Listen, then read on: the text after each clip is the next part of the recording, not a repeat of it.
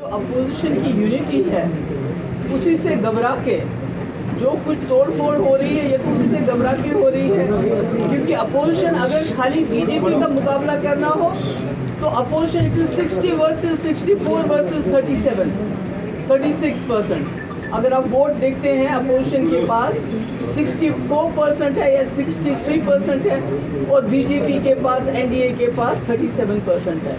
It is not opposition versus BJP, it's opposition versus ED, CBI और जितनी भी agencies हैं, इनकम टैक्स की दूसरी एजेंसीज हैं जिसको बार बार कहते हैं कि हमने करप्शन हटा रहे हैं, मगर सबसे ज़्यादा करप्शन अगर कोई जमात किसी 75 साल की हिस्ट्री में अगर कोई सबसे ज़्यादा करप्ट जमात है इस वक्त तो कोई इस वक्त रूलिंग पार्टी है जो पैसा दे के डरा के धमका के, पहले तकरीर हुई एक जगह, वहाँ लीडर साहब ने कहा कि अभी एनसीपी सबसे ज़्यादा करप्ट जमात है, उसके बाद अब एनसीपी के लीडर्स को लेके जाते हैं। तो आप कॉन्स्टिट्यूशन की धज्जियाँ तो उड़ा ही रहे हैं, साथ साथ डेमोक्रेसी की भी धज्जियाँ उड़ा रहे हैं। ये जो मुल्क, जो हिंदुस्तान पूरी दुनिया में मशहूर है as a democracy, as a soft power, उसको आप बर्बाद कर रहे हो, तबाह कर रहे हो और अपोजिशन की यूनिटी इससे कम नहीं होगी बल्कि ज़्यादा बढ़ेगी। Thank you.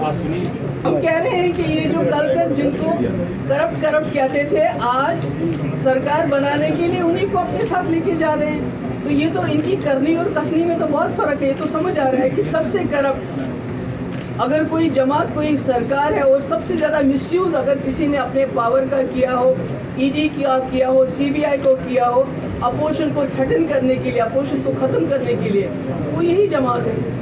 पहले मुझे ये समझाएंगे कि यूनिफॉर्म सिविल कोड किस कानून में ये यूनिफॉर्मिटी लाना चाहते हैं? Can you tell me that please? उसके बाद मैं आपके सवाल का जवाब। मैडम रिलीजन को लेकर भी नहीं, रिलीजन को लेके है क्या ये? Is it about religion? जो बीजेपी के मंत्री कह रहे हैं वो इसी तरह बीजेपी के। आप मुझे बताइए, आप एक जर्नलिस्ट हैं, आपने ये स्टडी किया है जो इस यूनिफॉर्म सिविल कोड की बात हो रही है, ये किस कानून की बात हो रही है?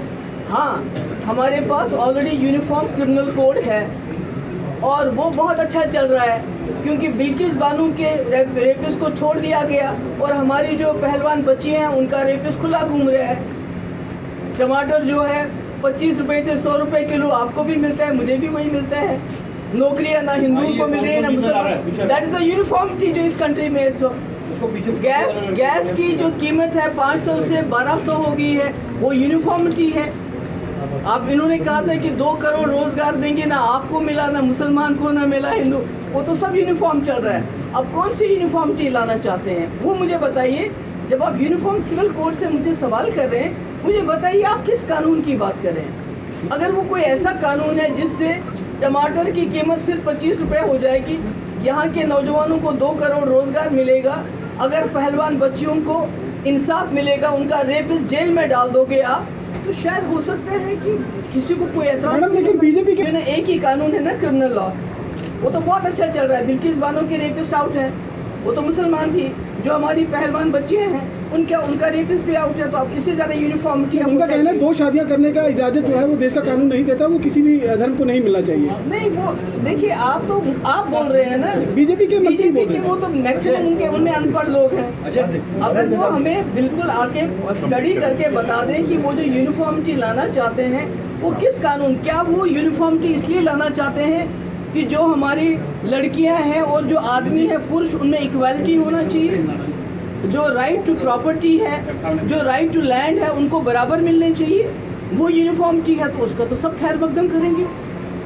वो तो आपको हिंदू लॉ में भी इस वक्त डिस्क्रिपेंसीज है, उसमें डिस्क्रिमिनेशन हो रहा है। अगर इस किस्म का कोई अच्छा कानून आता है जिसमें औरत मर्द के बराबर उसको हुकूक मिलते हैं, उसको प्रॉपर्टी राइट्स मिलते हैं जो हिंदू लॉ में भी नहीं है, तो उसमें तो ठीक है। मगर उसके साथ साथ जब बच्चों का बलात्कार हो, उसके लिए जो कानून है उसको तो इम्प्लीमेंट कर लीजिए। हमारी पहलवान बच्चियाँ कितने महीनों से दर हो रही हैं, आप तो वो रेपिस्ट के साथ तो आप फोटो खिंचवाते हो, तो आप किस कानून की, आप बीजेपी कौन से कानून को मानती है, कौन से संविधान को मानते हैं? वो तो सब चीज़ों की कानून। और आप प्रॉपर्टी टैक्स लगा के ये तो लोगों के ऊपर बोझ डालना चाहते हो, तो कुछ भी नहीं है। जो असली पैसा है, जो लोगों का पैसा है, वो जैसे महाराष्ट्र में इन्होंने अभी एक सर्जिकल स्ट्राइक कही है, उसको क्या इलीगल स्ट्राइक कहती हूँ मैं उसको, उसमें खर्च करते हैं। जो लेजिस्लेटर्स हैं उनको खरीद फरोख्त में सरकारों को गिराने में खर्च करते हैं और यहाँ से लोगों की खाल खींचते हैं।